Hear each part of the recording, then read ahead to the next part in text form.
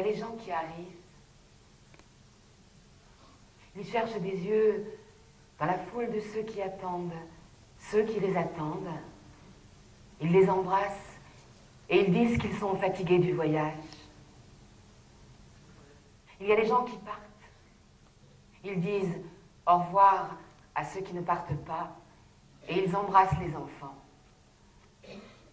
Il y a une rue pour les gens qui arrivent et une rue pour les gens qui partent. Il y a un café qui s'appelle à l'arrivée et un café qui s'appelle au départ. Il y a les gens qui arrivent et il y a les gens qui partent. Mais il est une gare où ceux-là qui arrivent sont justement ceux-là qui partent. Une gare où ceux qui arrivent ne sont jamais arrivés, où ceux qui sont partis ne sont jamais revenus. C'est la plus grande gare du monde. C'est à cette gare-là qu'ils arrivent, qu'ils viennent de n'importe où. Ils y arrivent après des jours et après des mois, ayant traversé des pays entiers. Ils y arrivent avec les enfants, même les petits qui ne devaient pas être du voyage. Ils ont emporté les enfants parce qu'on ne se sépare pas des enfants pour ce voyage-là. Ceux qui en avaient ont emporté de l'or parce qu'ils croyaient que l'or pouvait être utile. Tous ont emporté ce qu'ils avaient de plus cher parce qu'il ne faut pas laisser ce qui est cher quand on part au loin. Tous ont emporté leur vie. C'était surtout sa vie qu'il fallait prendre avec soi. Et quand ils arrivent, ils croient qu'ils sont arrivés en enfer. Possible. Pourtant, ils n'y croyaient pas. Ils ignoraient qu'on prit le train pour l'enfer. Depuis qu'ils y sont, ils savent et se sentent prêts à l'affronter avec les enfants, les femmes, les vieux parents, avec les souvenirs de famille et les papiers de famille. Ils ne savent pas qu'à cette gare-là, on n'arrive pas.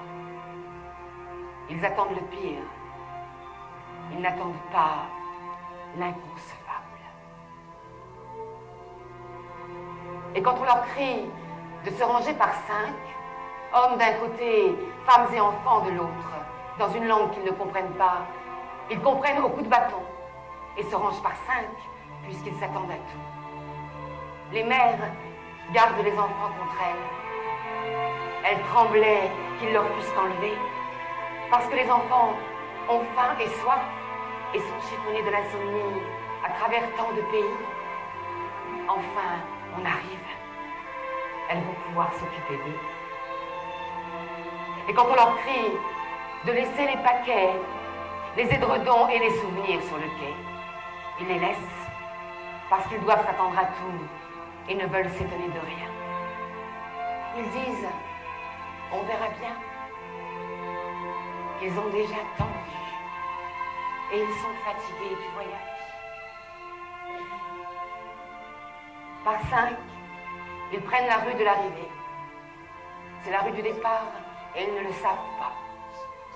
C'est la rue qu'on ne prend qu'une fois. Ils marchent bien en ordre, qu'on ne puisse rien leur reprocher. Ils arrivent à une bâtisse et ils soupirent. Enfin, ils sont arrivés. Et quand on crie aux femmes de se déshabiller, elles déshabillent les enfants d'abord, en prenant garde de ne pas les réveiller tout à fait. Après des jours et des nuits de voyage, ils sont nerveux et grognons. Et elles commencent à se déshabiller devant les enfants. Tant pis. Et quand on leur donne à chacune une serviette, elles s'inquiètent. Est-ce que la douche sera chaude? Parce que les enfants prendraient froid. Et quand les hommes, par une autre porte, entrent dans la salle de douche, nus aussi, elles cachent les enfants contre elles. Et peut-être alors, tous comprennent-ils.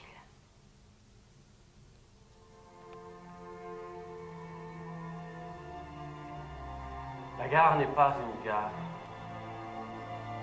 C'est la fin d'un rail. Ils regardent et ils sont éprouvés par la désolation autour d'eux. Quand ils sortent des fourgons obscurs qu'on a verrouillés au départ. Au départ, de France, d'Ukraine, d'Albanie, de Belgique, de Slovaquie, de Hongrie. Au départ du Péloponnèse, de Hollande, de Macédoine, d'Autriche, d'Herzégovine. Au départ, des bords de la mer Noire et des bords de la Baltique. Au départ des bords de la Méditerranée et des bords de la Vistule.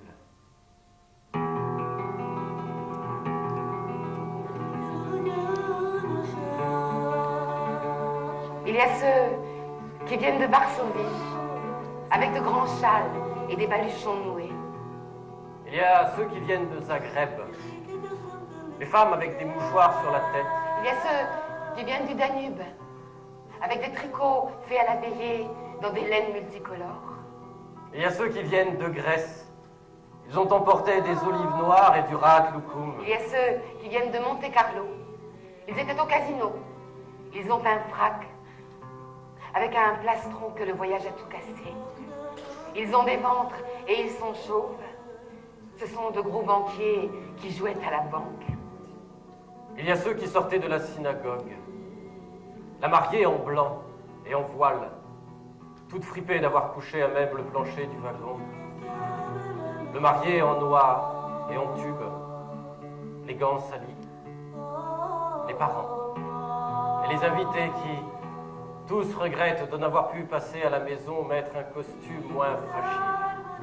Il y a les petites filles d'un pensionnat, avec leurs jupes plissées toutes pareilles, leurs chapeaux à ruban bleu qui flottent. Elles tirent bien leurs chaussettes en descendant, et elles vont gentiment par 5, comme à la promenade du jeudi, se tenant par la main et ne sachant. Que peut-on faire aux petites filles d'un pensionnat qui sont avec la maîtresse? La maîtresse leur dit « Soyons sages, mes petites ». Elles n'ont pas envie de n'être pas sages. Il y a les vieilles gens qui recevaient des nouvelles des enfants en Amérique. Ils ont de l'étranger l'idée que leur ont donné les cartes postales. Rien ne ressemblait à ce qu'ils voient ici. Les enfants ne le croiront jamais. Il y a tous les ouvriers fourreurs des grandes villes. Tous les tailleurs pour hommes et pour dames, tous les confectionneurs qui avaient émigré à l'Occident et qui ne reconnaissent pas ici la terre des ancêtres. Il y a ceux qui avaient voyagé 18 jours, qui étaient devenus fous et s'étaient entretués dans les wagons. Et ceux qui avaient été étouffés pendant le voyage tant ils étaient serrés. Évidemment, cela ne descend pas. Il y a une petite fille qui tient sa poupée sur son cœur. Auschwitz. On asphyxie aussi les poupées.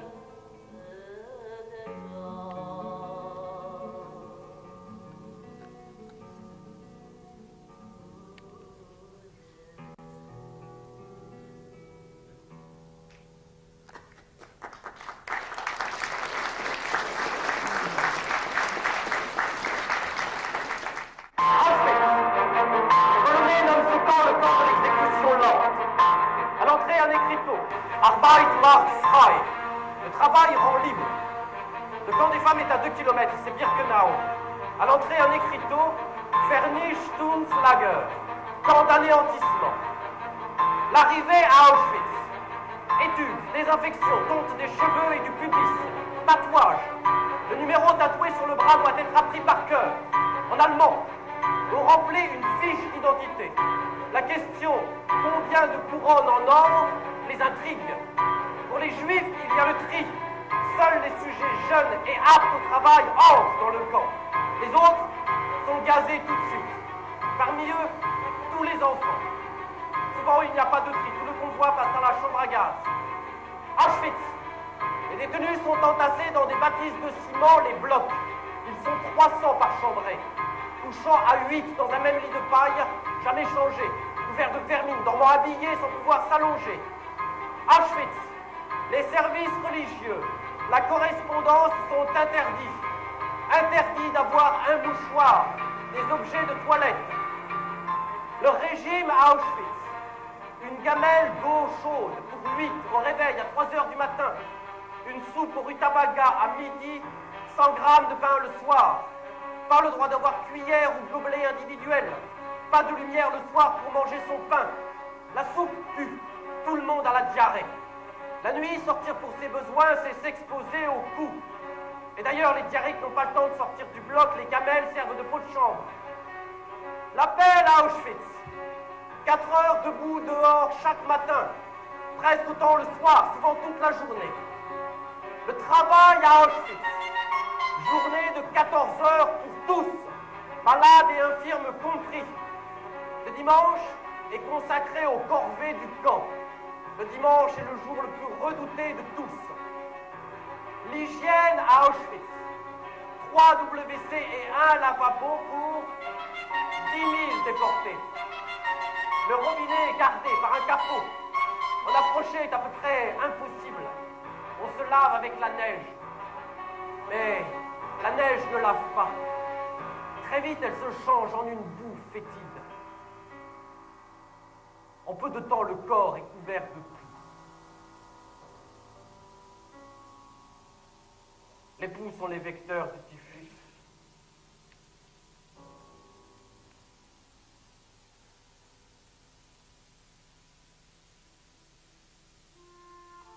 On meurt vite à Auschwitz.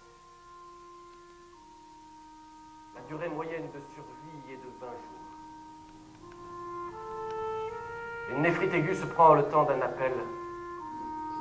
Quand on est à peine vêtu, immobile, les pieds dans la neige pendant des heures, et que le thermomètre est figé à -15. Une pneumonie s'attrape en 1 heure et tue en quelques jours. La dysenterie tue en 3 semaines, parfois moins. Il y a aussi ceux qui ne mangent pas. Pas du tout. Ceux qui ne dorment pas. Pas du tout. Mourir d'épuisement, cela va vite aussi. Il y a aussi les accidents, les morsures de chiens, les coups de bâton qui fracassent crâne ou vertèbres, les gelures qui tournent en gangrène. Dans la saleté et le froid, tout est mortel. Même une piqûre de puce. À Auschwitz, les malades, les mourants, sont entassés et abandonnés dans une salle commune, le Krankenrevier. Les Français disent le Revier. Ceux qui ne peuvent pas se lever meurent de faim. Les suicides sont fréquents. Le matin, les vivants devront traîner les morts de la nuit dans la cour. Les morts resteront dans la neige. Les habillés, les vêtements serviront à d'autres. Tous les 2 ou 3 jours, les camions viendront prendre les vivants pour les emporter à la chambre à gaz. Les morts pour les jeter au four crématoire. À Auschwitz, les cheminées fument tout le jour. La fumée traîne sur le camp et pèse. Et les enveloppe. Et c'est l'odeur de la chair qui brûle. C'est l'appel du matin.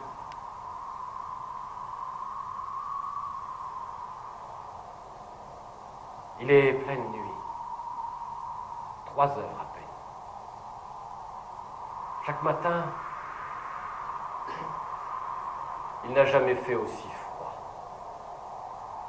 Chaque matin, on a l'impression que si on l'a supporté jusqu'ici, maintenant, c'est trop. On n'en peut plus. Le cou dans les épaules, le thorax rentré, chacune met ses mains sous les bras de celle qui est devant elle, en établissant ainsi pour toute une même circulation, un même réseau sanguin.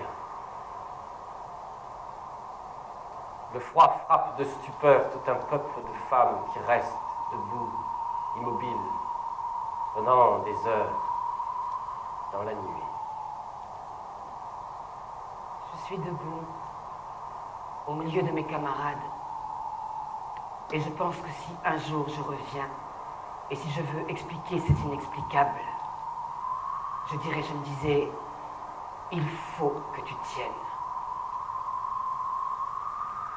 Il faut que tu tiennes debout pendant tout l'appel. Il faut que tu tiennes aujourd'hui encore. C'est parce que tu auras tenu aujourd'hui encore que tu reviendras un jour, si tu reviens. Et ce sera faux. Je ne me dis rien. Je ne pense rien. Un squelette de froid. Avec le froid qui souffle dans tous ces gouffres que font les côtes, un squelette. Les poumons claquent dans le vent de glace. Du linge sur une corde. Le cœur est rétréci de froid, contracté, à faire mal. Et soudain, je sens quelque chose qui casse, là, à mon cœur. Mon cœur se décroche de sa poitrine et de tout ce qui l'entoure. Je sens une pierre qui tombe à l'intérieur de moi. C'est mon cœur. Comme on est bien, débarrassé de ce cœur fragile et exigeant, et qu'il est doux de s'abandonner à la mort, plus doux qu'à l'amour, et de savoir que c'est fini de souffrir et de lutter, fini de demander l'impossible à ce cœur qui n'en peut plus. Et quand je reviens à moi, c'est au choc des gifles que Viva m'applique sur les joues, de toute sa force, en serrant la bouche, en détournant les yeux. Viva est forte, elle ne s'évanouit pas à l'appel. Moi aussi, tous les matins, elle dit et dit encore mon nom. C'est la voix de ma mère que j'entends.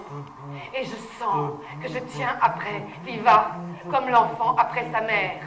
Je suis suspendue à elle, qui m'a retenu de tomber dans la neige, d'où on ne se relève pas. Je ne discute pas son ordre. Pourtant, j'ai envie de céder une fois, puisque ce serait la seule. C'est tellement facile de mourir ici. Viva a quitté sa voiture et demande « Tu es mieux ?» Et mes lèvres répondent en se déchirant un peu davantage aux extures de fièvre et de froid. « Oui, Viva, je suis mieux. »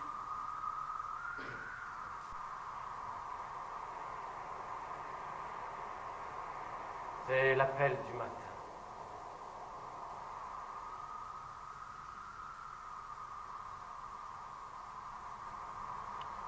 Il passe d'hallucinants cortèges. Ce sont les mortes de la nuit que l'on sort du révire pour les porter à la morgue. Elles sont nues, sur un brancard de branches grossièrement assemblé. Un brancard trop court. Les jambes, les tibias pendent, avec les pieds au bout, maigres et nus. La tête pend de l'autre côté, osseuse et rasée. Une couverture en loques jetée au milieu. 4 prisonnières tiennent chacune une poignée du brancard. Et c'est vrai qu'on s'en va les pieds devant. Toujours dans ce sens-là qu'elle est.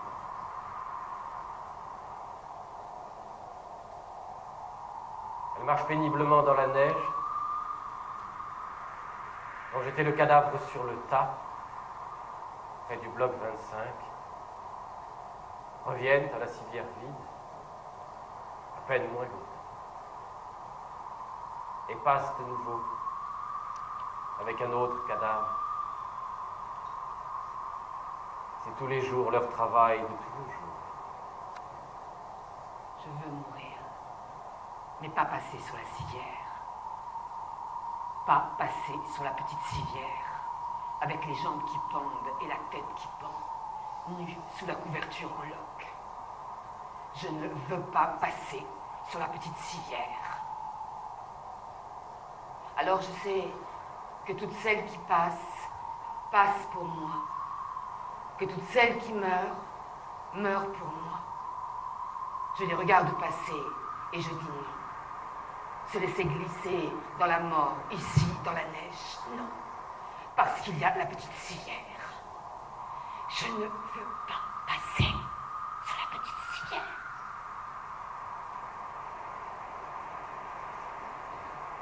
C'est l'appel du matin.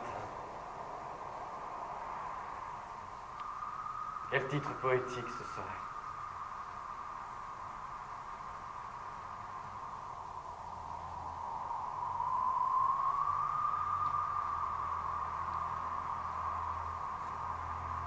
Et puis, c'est le jour.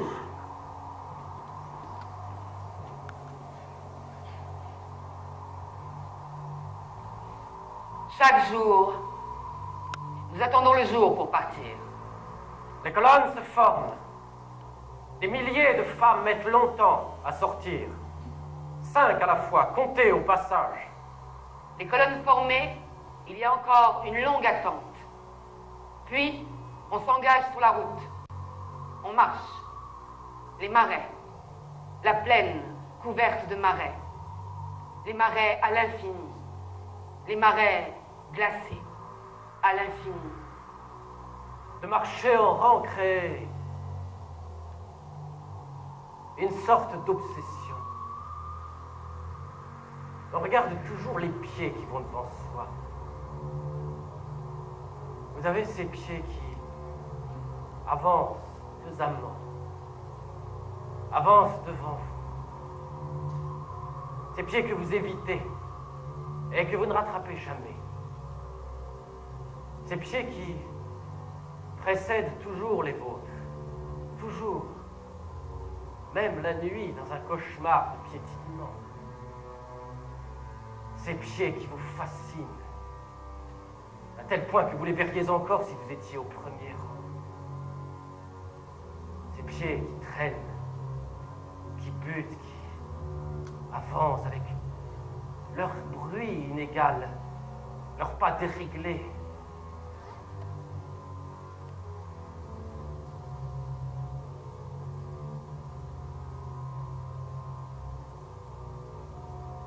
Si vous êtes derrière quelqu'un qui est pieds nus, parce qu'on lui a volé ses chaussures, ses pieds qui vont nus dans le verglas ou dans la boue, ses pieds nus, nus dans la neige, ces pieds torturés que vous voudriez ne plus voir, ces pieds pitoyables que vous craignez de heurter vos tourments, jusqu'au malaise. Vous marchez vers les marais noyés de brouillard, vous marchez sans rien voir, les yeux rivés aux pieds qui marchent devant vous. Il y en a qu'il faut presque porter tant leurs jambes sont enflées. Vous marchez dans la plaine sans bord, la plaine glacée, vous marchez. Il y a un moment où le froid tient plus humide, aux os plus crus. Le ciel devient clair. C'est le jour. On dit que c'est le jour. bord du marais, la colonne s'arrête. La bêche à la main, les femmes glissent dans des trous, dans des fossés. Les SS hurlent. Assurés sur leurs bottes, ils vont et viennent et font courir. Comme autant d'insectes, en silhouette d'insectes, misérables et désarmés, les femmes se mettent en place, se courbent, tout hurle. Les SS, les handwasserines, les capots. Il faut planter la bêche dans la glace, attaquer la terre, en tirer des mottes, mettre ces mottes dans la trague. Quand la trague est remplie, les porteuses repartent, elles marchent douloureusement, les épaules arrachées par la charge. Elles vont vider la trague sur une montagne de mottes qu'elles gravissent en titubant, en tombant. Elles font une ronde ininterrompue qui chavire, se rattrape, plie sous le poids, renverse la trague au sommet du tas et revient se placer devant une pêcheuse. Et tout au long du parcours, les coups de bâton sur la nuque, les coups de patine sur les tempes, les coups de lanière sur les reins. Pour les pêcheuses, les coups viennent de derrière. Elles sont trois furies qui vont et reviennent et frappent tout sur leur passage sans s'arrêter un instant, criant toujours les mêmes mots, les mêmes injures répétées dans cette langue incompréhensible, frappant à tour de bras, à tour de rôle, et de préférence les mêmes, celles qu'elles ont remarquées. Celle-ci parce qu'elle est petite et peine trop sur sa bêche. Celle-là parce qu'elle est grande et que sa taille les défie. Cette autre parce que ses mains saignent d'engelure. Et les SS s'en mêlent, hurlent et frappent aussi sans savoir, sans raison, à coups de pied, à coups de poing. Et les hurlements crèvent le silence, les hurlements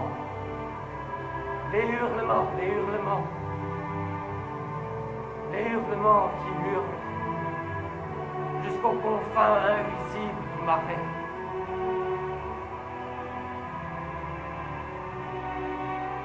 Ce ne sont pas les insectes qui hurlent. Les insectes sont muets. Voilà pourquoi nous avons attendu le jour. Nous avons attendu le jour pour commencer la journée. Quoi est plus près de l'éternité qu'une journée? Quoi est plus long qu'une journée? À quoi peut-on savoir qu'elle s'écoule? Les mottes succèdent aux mottes, le sillon recule, les porteuses continuent leur ronde, et les hurlements. Quoi est plus long qu'une journée? Le temps passe, parce que lentement le brouillard se déchire. C'est le jour sur le marais où brillent de grands roseaux dorés. Les porteuses portent la trague de plus en plus bas. C'est le jour sur le marais où s'épuisent des insectes aux yeux d'épouvante. La trague devient impossible à soulever. C'est le jour pour jusqu'à la fin du jour. La bêche est de plus en plus lourde. C'est le jour pour jusqu'au soir. Les reins sont un bloc de douleur. C'est le jour pour jusqu'à la nuit. La faim, la fièvre, la soif. C'est le jour tout à fait. Les pieds glacés, les mains glacées. C'est le jour sur le marais où meurent des insectes à forme humaine. Et les hurlements. C'est le jour pour toute une éternité. Jusqu'à la fin du jour. Les porteuses continuent leur route. Le jour. La trague devient impossible à soulever. La bêche est de plus en plus lourde. Les reins sont un bloc de douleur. La faim, la fièvre, la soif, les pieds glacés, les mains glacées, et les hurlements.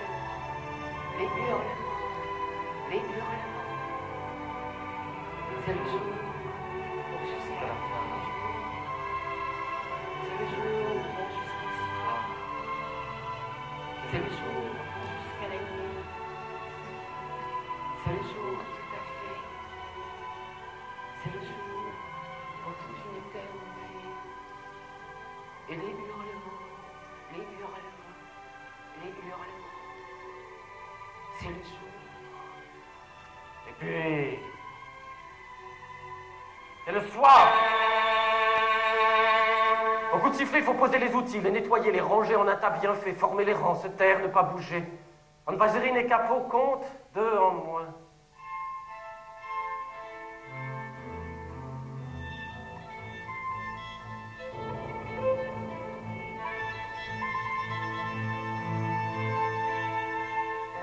Il y en a 2 qui manquent maintenant. Leur nom passe de bouche en bouche, dans un chuchotement. Berthe et Anne-Marie sont mortes. Berthe, laquelle? Berthe de Bordeaux. Elles ont été comptées ce matin à la sortie.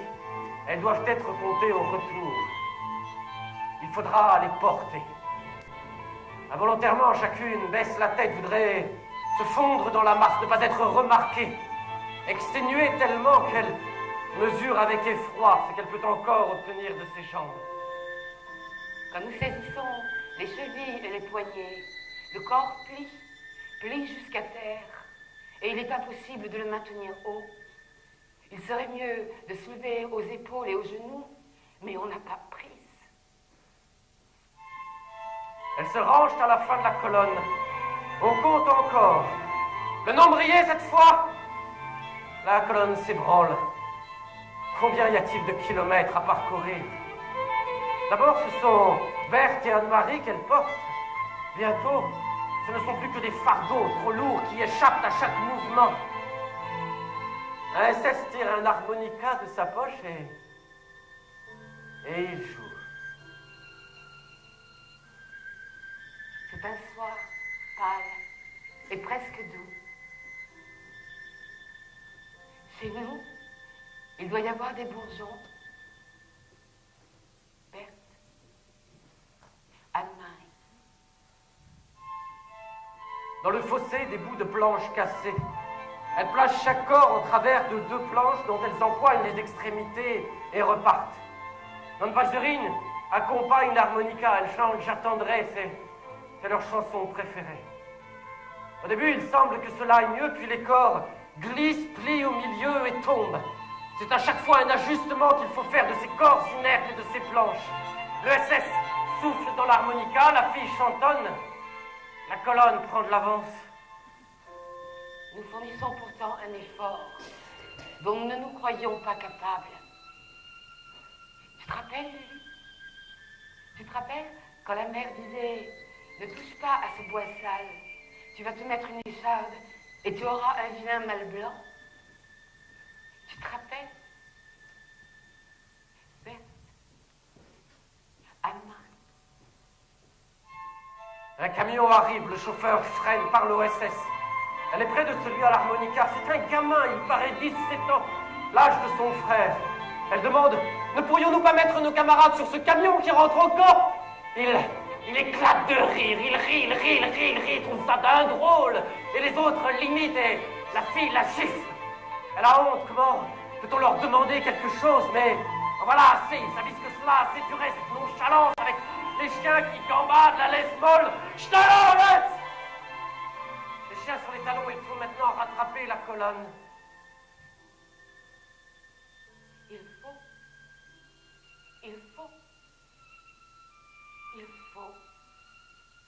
Pourquoi faut-il? Puisqu'il nous est égal de mourir tout de suite, tués par les chiens ou les bâtons, là, sur la route, dans le soir pâle? Non, il faut. À cause de leur rire tout à l'heure peut-être. Il faut. Berthe, Anne. Elles réussissent à rejoindre la colonne. Elles y touchent presque. Elles ont les gueules des chiens au mollet.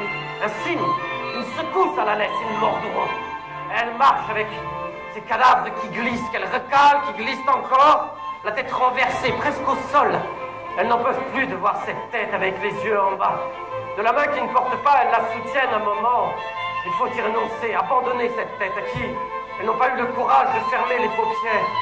Pour que les mains ne pendent pas, elles essaient de les croiser sur la poitrine, mais il faudrait les y maintenir. Les mains pendent et leur battent les jambes au balancement de la marche.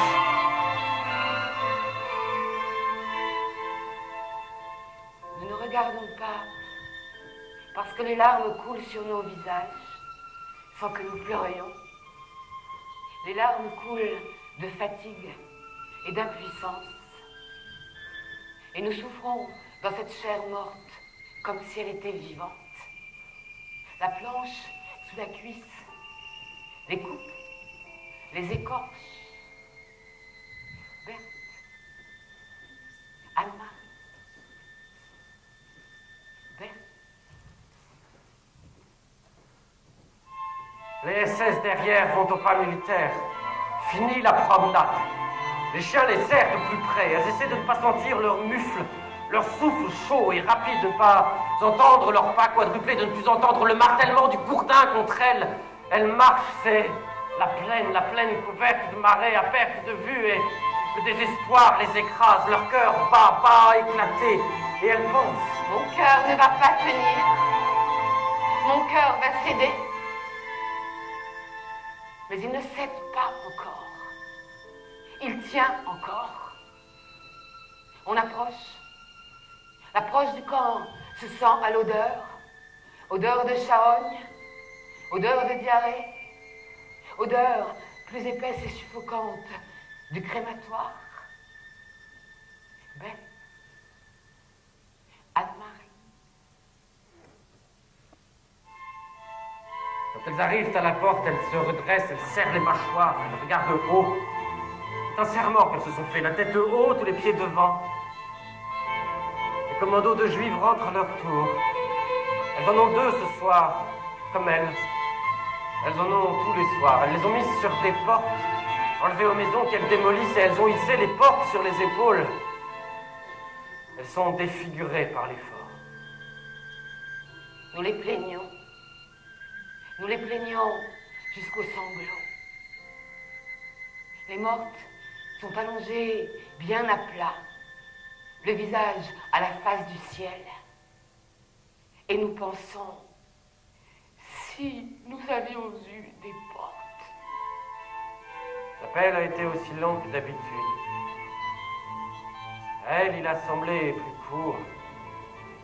Leur cœur la remplissait la poitrine et battait fort. Fort, et cela leur faisait compagnie. Comme une montre, quand on est seul, elles écoutaient ce cœur qui dominait tout, qui peu à peu, lentement, regagnait son creux, s'y réinstallait. Et les coups s'espaçaient et s'atténuaient. À ce moment-là, nos mains ont essuyé nos larmes. L'appel a duré jusqu'à ce que les réflecteurs éclairent les barbelés, jusqu'à la nuit. Pendant tout l'appel, nous ne les avons pas regardés. Berthe, Anne-Marie.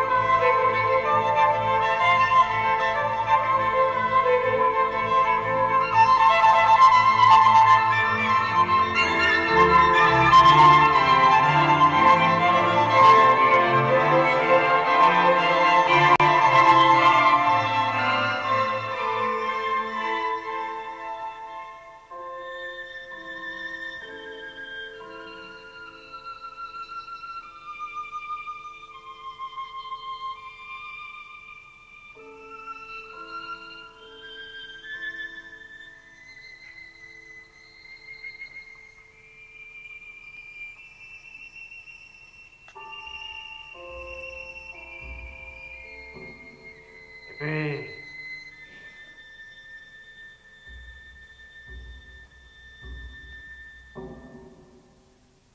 c'est la nuit.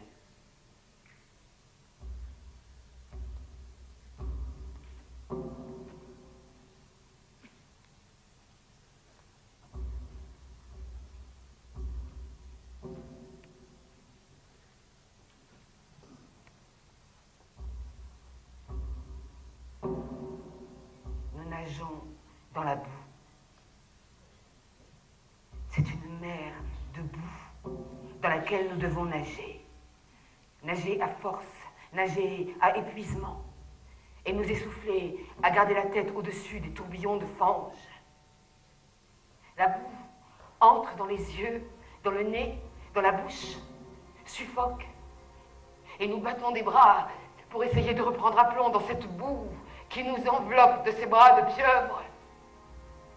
Et ce serait peu de nager dans la boue si nous n'étions obligés de porter des tragues remplies de mottes de terre, si pesantes que la charge entraîne irrémédiablement au fond. Voilà pourquoi la boue entre dans la gorge et dans les oreilles, gluante, glacée. Maintenir cette trague au-dessus de la tête coûte un effort surhumain.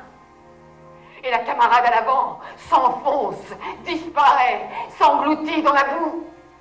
Il faut la tirer, la remettre à flot de la boue, lâcher la trague.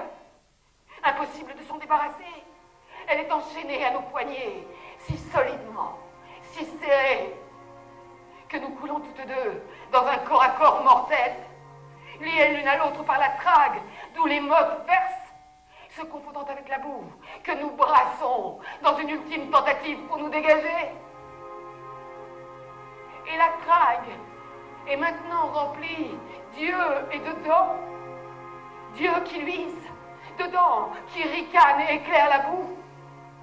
Et tous ces yeux et toutes ces dents flamboient et vocifèrent, dardant, mordant, dardant et mordant de toutes parts, et hurlant « Schnell! Schnell! Weiter! Weiter !»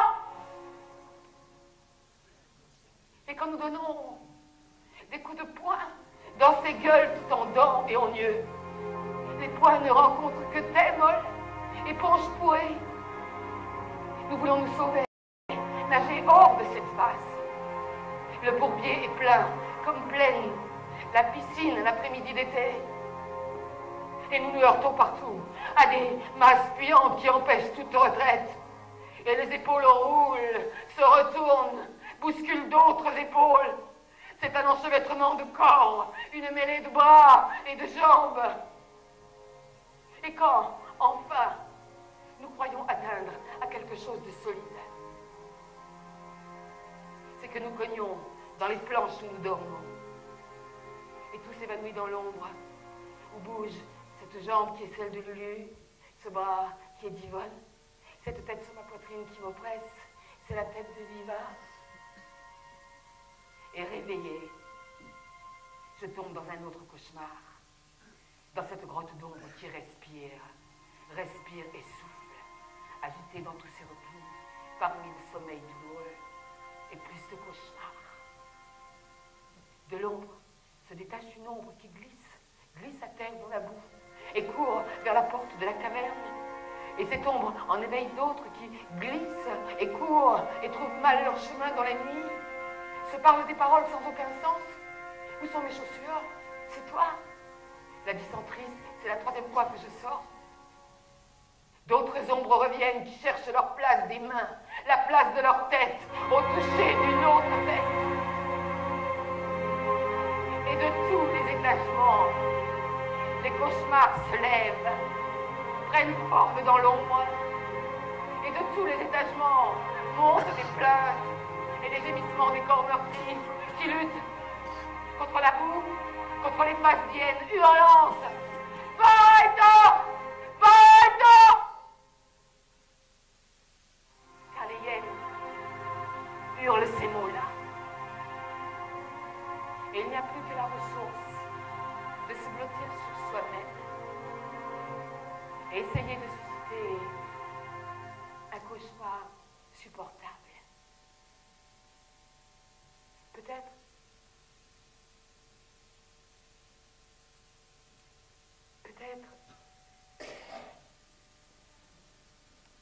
celui où l'on revient à la maison.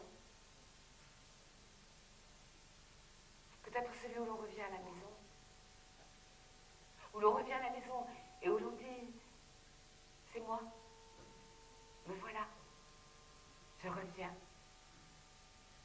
Et tous les membres de la famille qu'on croyait torturés par l'inquiétude, se tournent vers le mur, deviennent muets, étrangers d'indifférence.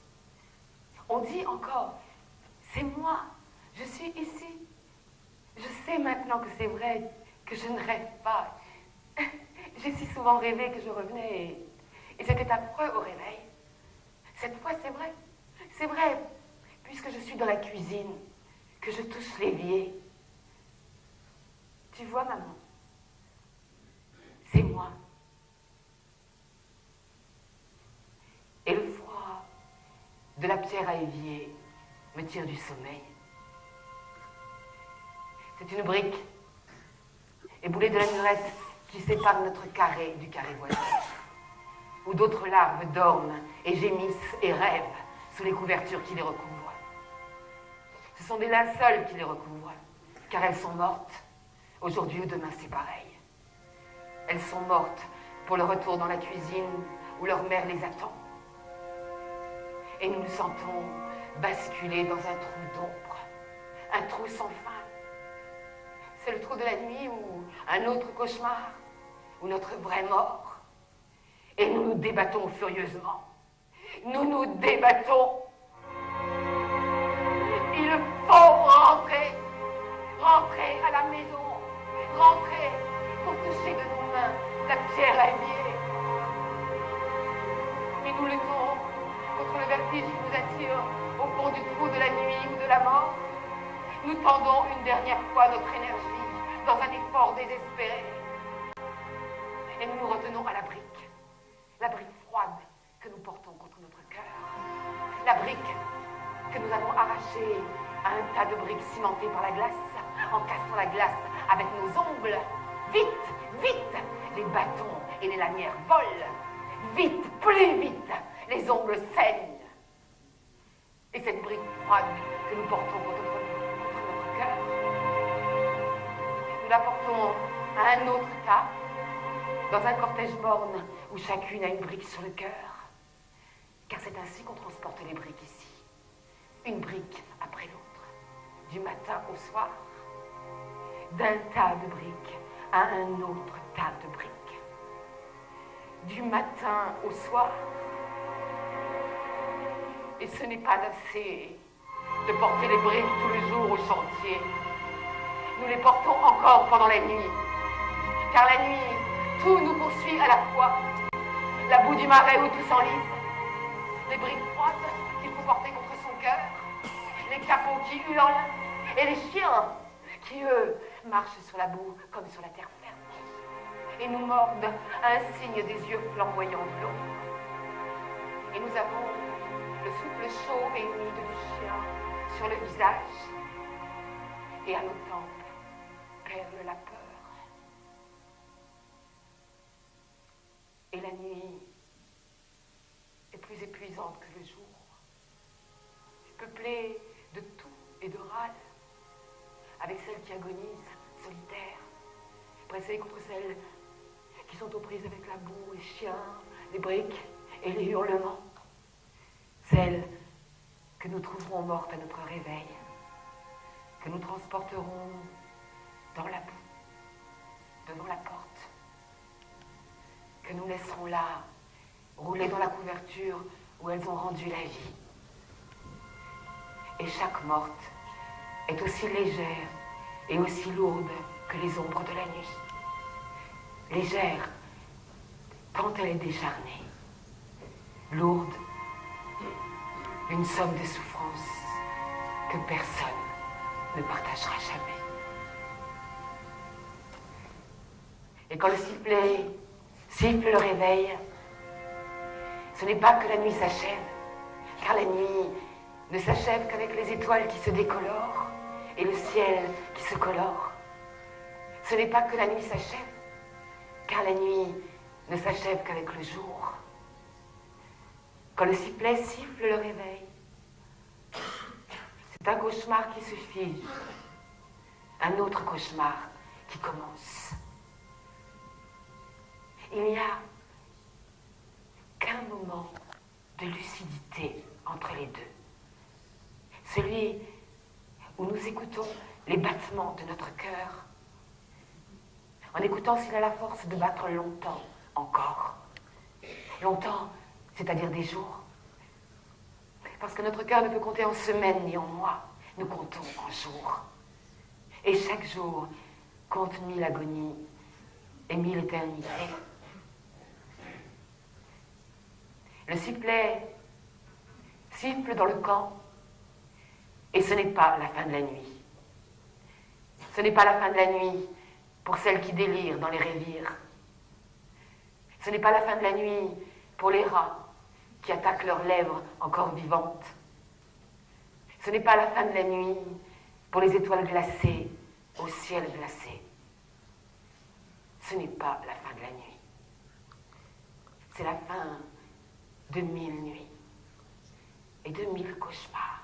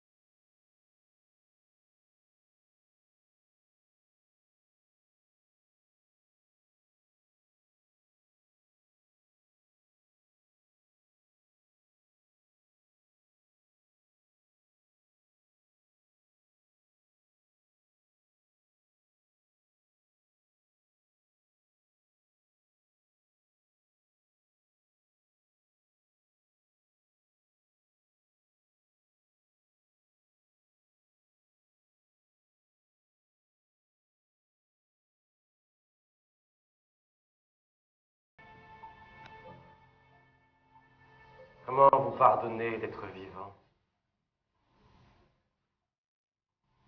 Vous qui passez, bien habillés de tous vos muscles. Comment vous pardonner? Ils sont morts. Vous passez et vous buvez aux terrasses. Vous êtes heureux. Elle vous aime. Mauvaise humeur, souci d'argent. Comment vous pardonner d'être vivant? Comment vous ferez-vous pardonner par ceux-là qui sont morts pour que vous passiez, bien habillés de tous vos muscles, que vous buviez aux terrasses, que vous soyez plus jeunes chaque printemps? Je vous en supplie, faites quelque chose. Apprenez un pas, une danse, quelque chose qui vous justifie, qui vous donne le droit d'être habillé de votre peau, de votre poil. Apprenez à marcher et à rire. Parce que ce serait trop bête à la fin que tant soit mort et que vous viviez sans rien faire de votre vie.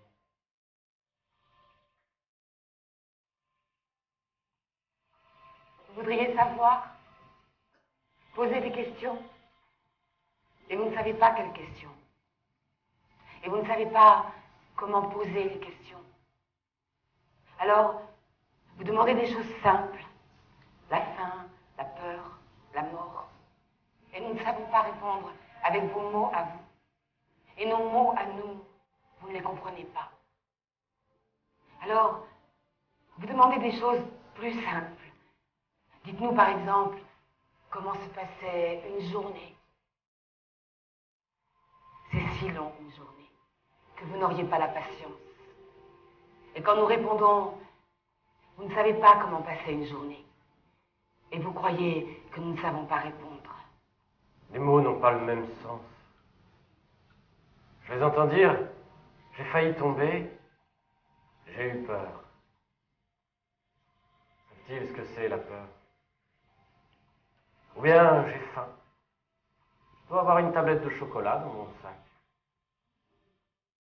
Ou bien j'ai soif et ils vont prendre une bière à une terrasse.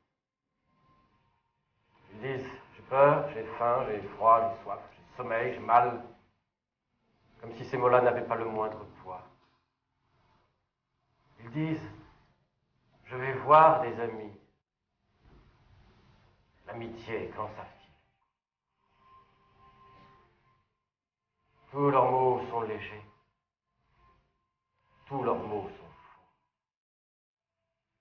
Comment être avec eux quand on ne porte que des mots lourds? Lourds. Tout est faux. Les mots, les visages, les livres, tout me montre sa fausseté. Et je suis désespérée d'avoir perdu toute capacité d'illusion et de rêve, toute perméabilité à l'imagination, à l'explication.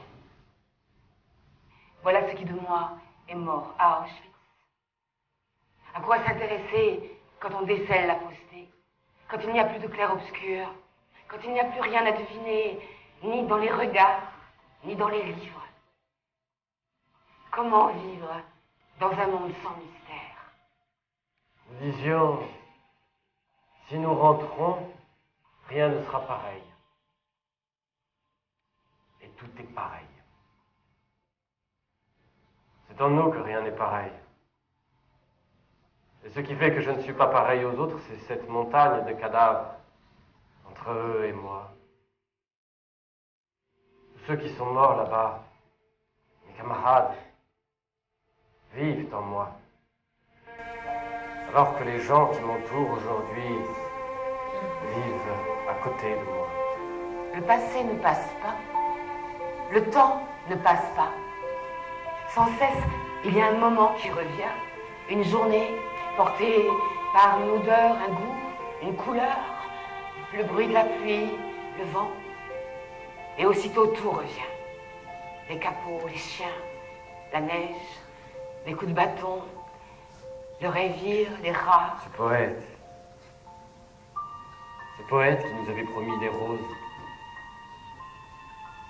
Il y aurait des roses sur notre chemin quand nous reviendrions, avait-il dit. Des roses. Le chemin a été âpre et sec quand nous sommes revenus. Le poète aurait-il menti? Non.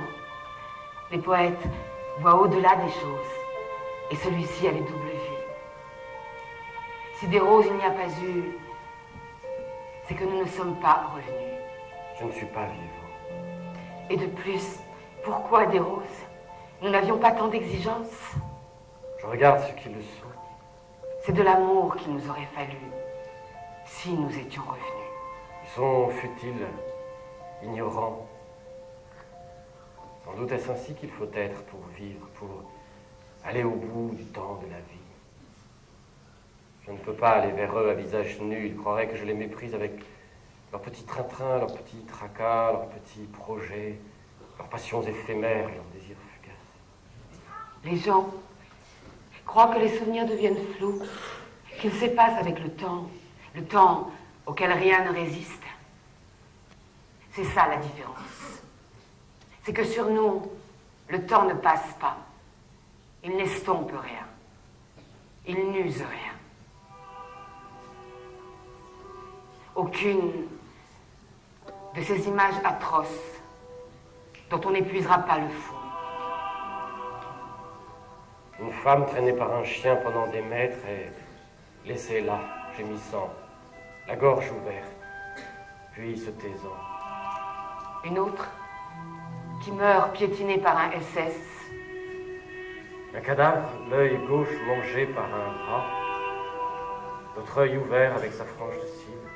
Une tzigane qui tient serré contre elle un paquet de chiffons.